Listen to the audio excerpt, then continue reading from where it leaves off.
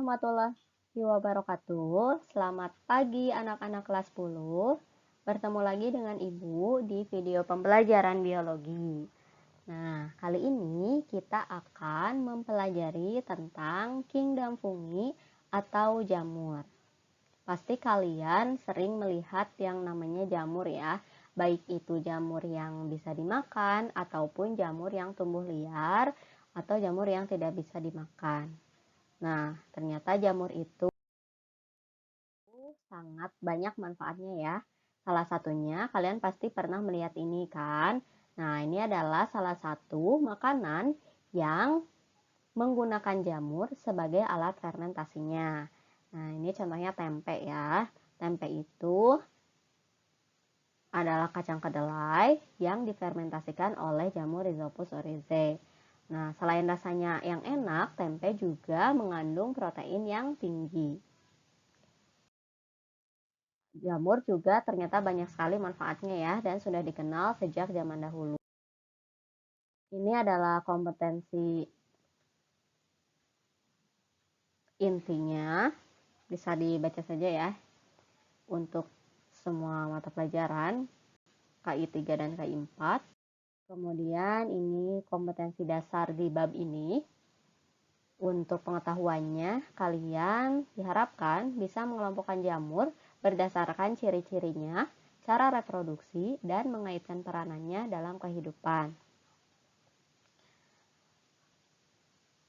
Nah, dari pengetahuan tersebut, kalian diharapkan bisa menjelaskan ciri-ciri umum divisi dalam kingdom fungi, menjelaskan dasar pengelompokan fungi, menggambarkan struktur tubuh jamur dari berbagai golongan, membedakan berbagai golongan jamur berdasarkan ciri-ciri morfologinya, menjelaskan cara-cara perkembangbiakan yang ditemukan pada berbagai golongan jamur, dan membedakan spora vegetatif dan generatif berbagai golongan jamur.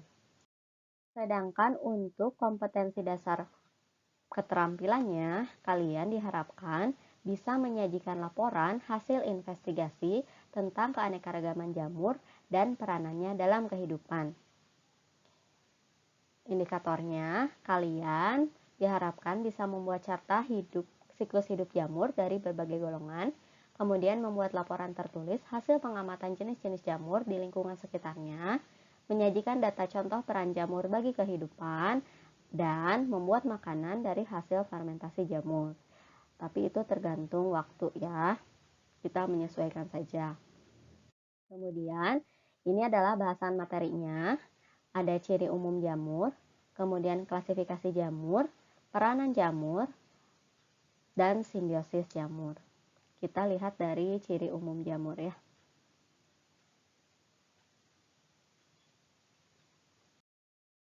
Ciri umum jamur, yang pertama jamur itu mempunyai dinding sel. Nah, sama seperti bakteri atau planta ya, jamur juga memiliki dinding sel. Tapi salah satu ciri khasnya adalah dinding sel dari jamur terbuat dari zat kitin. Nah, kemudian jamur umumnya tidak bergerak, dia tidak punya klorofil sehingga tidak bisa melakukan fotosintesis. Berarti dia termasuk organisme yang heterotrof. Nah, jamur atau fungi itu tersusun dari benang-benang halus yang disebut hifa. Hifa itu ada yang bersekat atau hifa yang berseptat, kemudian ada juga hifa yang tidak bersekat. Nah, ini contohnya adalah hifa yang mempunyai sekat-sekat atau septa. Ini ada pori-porinya ya, ada dinding selnya, kemudian ada septa atau septum. Kemudian ada juga hifa yang tidak bersekat yang disebut hifa senositik. Dari keempat divisi jamur, hanya satu divisi saja yang memiliki hifa yang senositik atau tidak bersekat. Sifat hidup jamur bisa sebagai saprofit. Jadi, jamur tersebut menguraikan bahan-bahan organik yang sudah mati. Misalkan, contohnya di sini ada Gymnophilus. Kemudian ada juga jamur yang bersifat parasit. Dia bisa menyerap bahan organik dari organisme yang masih hidup, yang disebut inangnya. Misalnya ada Ustilagomaidis ya, yang menyerang tumbuhan jagung, seperti ini. Nah, kita lanjutkan. perhatikan, jamur itu diklasifikasikan menjadi 4 divisi. Ada zygomicota atau zygomycetes atau zygomycotina, sama saja ya. Kemudian ada ascomycota atau ascomycetes, ada basidiomycota. Dan ada satu divisi lagi yaitu fungi imperfecti atau disebut juga Deuteromycotina atau Deuteromycota, karena Deuteromycota belum bisa diketahui cara perkembangbiakan seksualnya. Nah, kita bahas satu-satu ya. Yang pertama adalah zygomicota. Zygomicota itu mempunyai reproduksi seksual dengan cara konjugasi yang menghasilkan zigospora, makanya disebut zygomicota. Reproduksi aseksualnya menghasilkan spora yang terkandung dalam konidia atau sporangium yang disebut sporangiospora. Hifa dari zygomicota itu sama dengan Oomycotina yang tidak bersepta atau non-septa. Hifanya relatif besar dan berkembang biak dengan miselium yang bercabang-cabang. Pada umumnya, Zygomycotina hidup secara terestrial atau di darat ya. Kemudian contohnya adalah Rhizopus atau mukor. Nah, misalkan Rhizopus rhizae tadi ya yang membentuk tempe atau mukor musedo atau Rhizopus stolonifer. Ini struktur dari Zygomycotina ya. Ada rhizoid, hifa yang membentuk struktur seperti akar sehingga disebut rhizoid. Kemudian dari satu rhizoid dengan rhizoid yang lain itu dihubungkan dengan stolon. Kemudian ada hifa yang membentuk batang yang disebut sporangiofor. Di ujung sporangiofor ada sporangium atau kotak spora yang menghasilkan sporangiospora. Selanjutnya, perkembangbiakan zygomicota. Zygomicota itu berkembang biak bisa dengan cara seksual, bisa pula dengan cara aseksual. Kita lihat di sini ada perkembangan zygomicota secara seksual. Dimulai dari ada miselia yang menghasilkan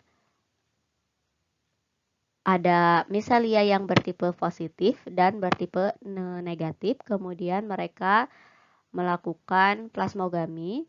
Nah, dihasilkanlah zigosporangium yang heterokariot. Kemudian dia berkembang menjadi zigosporangia, masih heterokariot. Karena masih plasmogami ya, masih sitoplasmanya saja yang bergabung. Sedangkan inti selnya masih belum bergabung. Setelah menjadi zigosporangia, barulah mereka melakukan karyogami atau penggabungan inti sehingga dihasilkan inti yang diploid.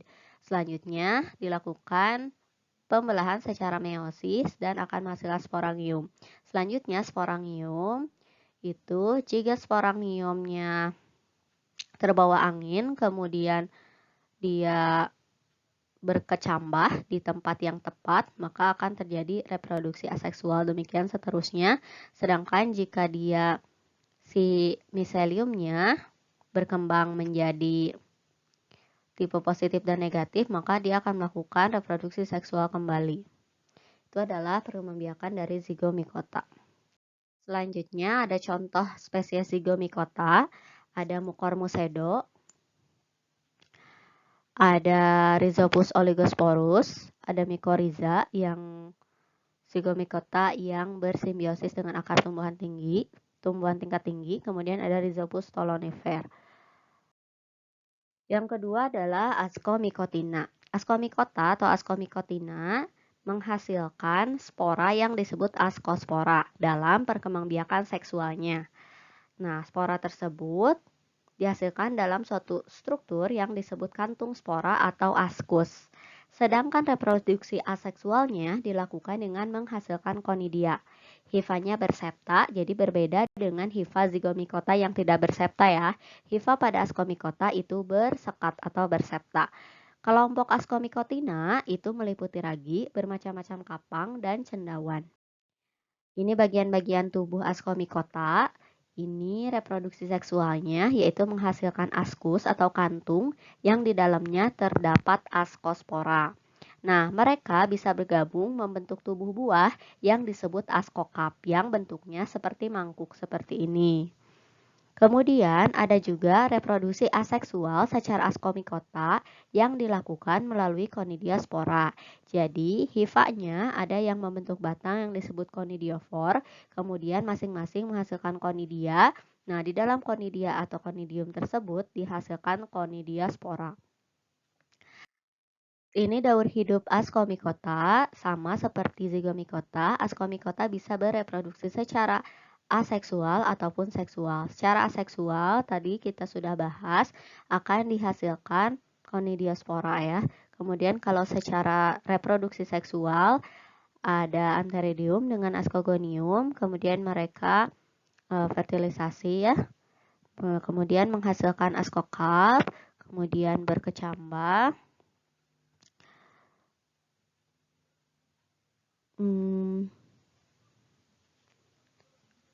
Selanjutnya melakukan pembelahan karyon ya, intinya membelah, kemudian dihasilkanlah askospora kembali. Oke, selanjutnya contoh askomikota ada Penicillium chrysogenum, bisa menghasilkan antibiotik ya. Kemudian ada Neurospora cytopila, ada penghasil ini oncom. Kemudian Penicillium recuoforti, ada Penicillium camemberti, ada tuber melanosporum dan Mochella esculenta. Itu contoh-contohnya. Contoh yang lain ada Penicillium tadi ya, bisa menghasilkan antibiotik. Kemudian Piedrae hotei bisa menyebabkan infeksi rambut pada manusia. Ada Candida albicans menyebabkan penyakit candidiasis pada selaput lendir, mulut, vagina, dan saluran pencernaan. Contoh yang lain ada Saccharomyces cerevisiae digunakan dalam pembuatan roti, anggur, dan bir atau ragi ya. Ada Aspergillus niger akan menghasilkan asam sitrat, Aspergillus oryzae, dan Aspergillus wenti untuk fermentasi kecap. Yang ketiga ada divisi Basidiomycota atau Basidiomycotina.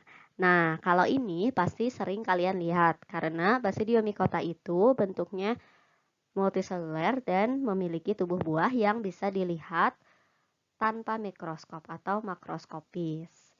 Nah, jamur ini memiliki hifa yang bersekat atau bersepta dengan sambungan apit yang disebut clamp connection. Kemudian, spora seksualnya disebut basidiospora yang dibentuk pada basidium. Hifanya memiliki satu atau dua inti sel. Hifa yang berinti satu disebut hifa primer, sedangkan hifa yang berinti dua dinamakan hifa sekunder. Ini bagian-bagian tubuh dari Basidiomycota. Ada tudung atau pileus, kemudian di bawah tudung ada garis-garis ya, namanya lamela atau gills. Kalau kita perbesar, di lamela ini terdapat hifa, kemudian ada inti selnya, dan ada sekat atau septanya. Kemudian ada cincin atau anulus, ada stipe atau tangkai buah, dan ada miselium yang membentuk rhizoid ya, struktur seperti akar. Selanjutnya, daur hidup Basidiomycota. Basidiomycota juga bisa bereproduksi secara seksual maupun aseksual. Basidiomycota bereproduksi secara aseksual menggunakan konidiospora sama seperti askomycota. Sedangkan reproduksi seksualnya menggunakan spora basidium atau basidiospora.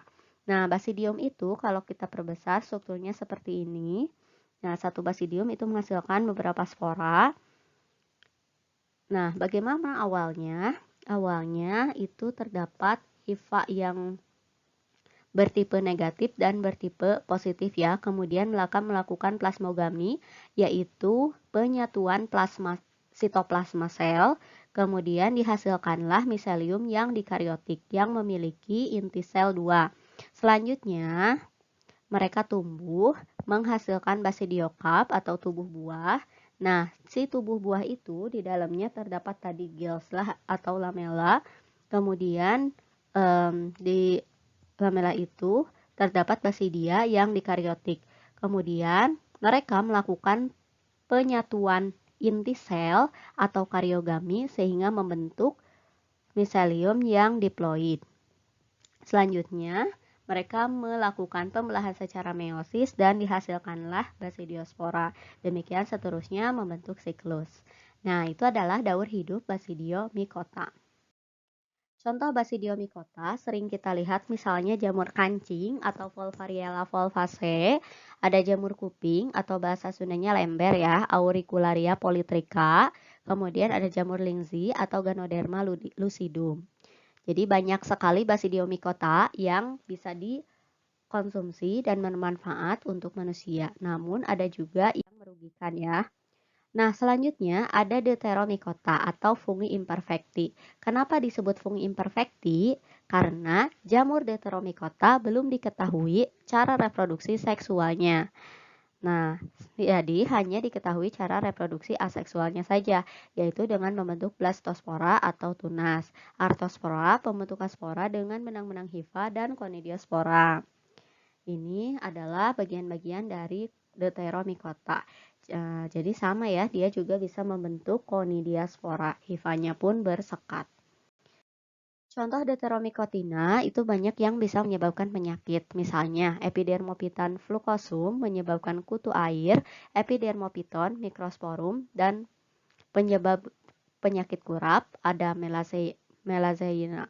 Melasenia furfur, penyebab panu, ada Alternaria sp, hidup pada tanaman kentang, parasit, Fusarium pada tanaman tomat, Trichophyton tonsuran, menimbulkan ketombe di kepala. Ini contohnya, ada Epidermophyton flucosum, ada Fusarium, Trichophyton metagropites, dan ada Malassezia. Kemudian kita lanjut ke peranan jamur. Jamur atau fungi ada yang berperan untuk manusia. Yang menguntungkan ada pula yang merugikan. Contoh peranan jamur yang menguntungkan misalnya pada bidang industri makanan dan minuman. Contohnya dari Rhizopus oryzae, jamur pada tempe, ada Saccharomyces cerevisiae, jamur pada tape, alkohol dan roti, ada Saccharomyces ovale pada tape, alkohol dan roti, Saccharomyces sake, ada Aspergillus wenti pembuatan kecap, ada Aspergillus oryzae untuk tape. Ada Penicillium camemberti untuk pembuatan keju, Penicillium recuoforti untuk pembuatan keju, Volvariella volvaceae atau jamur merang, ada Neurospora crassa menghasilkan oncom, ada Saccharomyces tuak memfermentasi air nira menjadi tuak, Saccharomyces ellipsoides fermentasi anggur menjadi minuman anggur, kemudian ada Aspergillus niger menjeniskan sari buah, ada Morchella esculenta, dapat dibuat makanan, ada Auricularia polytricha, jamur kuping, biasanya ada di ini ya, capcay ya. Kemudian ada Pleurotus, jamur tiram, terdapat pada kayu yang lapuk, itu juga bisa dimakan. Kemudian di bidang kedokteran, ada Penicillium notatum, bisa membentuk antibiotik, Penicillium chrysogenum juga antibiotik, ada Rhizopus nigricans, bisa menghasilkan asam fumarat, ada Trichoderma, memproduksi protein. Kemudian di bidang pertanian, jamur membantu mengembalikan kesuburan tanah sebagai organisme pengurai atau saprofit. Nah, tapi ada juga peranan merugikan dari jamur untuk manusia. Misalnya Aspergillus nidulan, Aspergillus niger, bisa menyebabkan otomikosis atau penyakit pada telinga. Kemudian ada Detromycetes menyebabkan penyakit kulit, dermatomikosis. Ada Aspergillus flavus menghasilkan racun alfa toksin yang menyebabkan kanker pada manusia. Ada Epidermophyton flucosum penyebab penyakit kaki atlet pada manusia. Ada Microsporum penyakit kurap. Trigophyton penyakit kurap pada manusia juga, ada Trichophyton tonsuran, penyakit ketombe, Malassezia furfur, penyakit panu, Candida albicans, penyakit infeksi pada vagina. Kemudian kalau pada hewan, misalnya Aspergillus fumigatus, penyakit paru-paru pada burung atau aspergillosis ini ya. Contohnya, kemudian mycorrhiza. Jadi jamur itu ada yang bersimbiosis dengan tumbuhan tingkat tinggi yang disebut mycorrhiza. Nah, kelompok jamur yang dapat bersimbiosis dengan akar pohon pinus adalah Zygomycotina, Ascomycotina, dan Basidiomycotina. Penumbuhan mycorrhiza dipengaruhi oleh faktor lingkungan seperti suhu, kadar air tanah, pH tanah, bahan organik, cahaya, dan logam berat. Mycorrhiza dibedakan menjadi dua, ada endomycorrhiza dan ectomycorrhiza. Ini adalah endomycorrhiza. Nah, apa sih bedanya antara endomycorrhiza dengan ectomycorrhiza? Kalian bisa melihat gambar ini ya. Ini adalah gambar dari endomycorrhiza. Nah, yang bagian ungu ini adalah hifa jamur, sedangkan yang coklat ini adalah sel-sel dari akar. Kalian bisa melihat di sini hifa jamurnya masuk ke dalam epidermis tumbuhan dan menuju ke korteks. Barulah di dalam korteks dia menuju ke endodermis ya. Ada vesikel jamur. Nah, ini pita Kaspari yang untuk transport ya. Kemudian ada membran plasma di sini. Jadi kalian bisa melihat si jamurnya itu masuk ke dalam sel-sel korteks. Kita bandingkan dengan ektomikoriza. Nah, pada ektomikoriza, jamur tersebut tidak masuk ke dalam sel-sel korteks, melainkan dia masuk ke sel-sel epidermis, tapi hifanya ada di antara sel-sel korteks yang disebut sebagai jaring Hartig. Nah, jadi itulah bedanya antara endomikoriza dengan ektomikoriza. Nah, ada juga peran mikoriza dalam pertanian. Mikoriza itu bisa meningkatkan penyerapan unsur hara, meningkatkan ketahanan tubuh terhadap kekeringan, menghasilkan hormon dan zat pengatur tumbuh, serta menggantikan kebutuhan pupuk.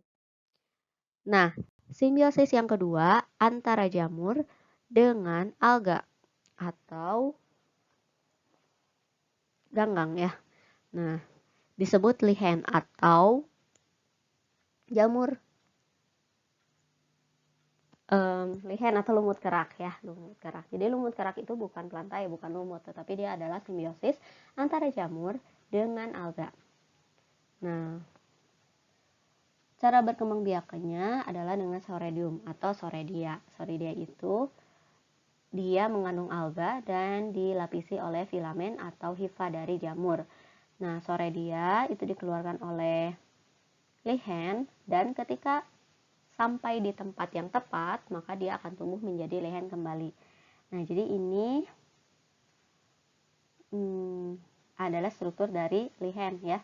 Ada mikobion, yaitu terdiri dari hifa jamur, dan ada fikobion yang terdiri dari alga.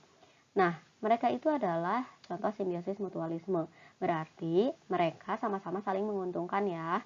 Nah, apa sih yang diuntungkan dari alga? Tentu alga ini akan mendapatkan pasokan nutrisi atau air dari hifa jamur. Sedangkan jamur sendiri itu akan menghasilkan hasil fotosintesis yang berupa nutrisi untuk jamur. Jadi mereka sama-sama saling menguntungkan sehingga disebut simbiosis mutualisme. Simbiosis mutualisme. Kemudian lichen atau lumut kerak ini contohnya ya. Ini juga bagian-bagian lichen, tadi sudah kita bahas. Perkembangbiakan seksual lichen itu menghasilkan spora askus, membentuk mangkuk, berarti askospora.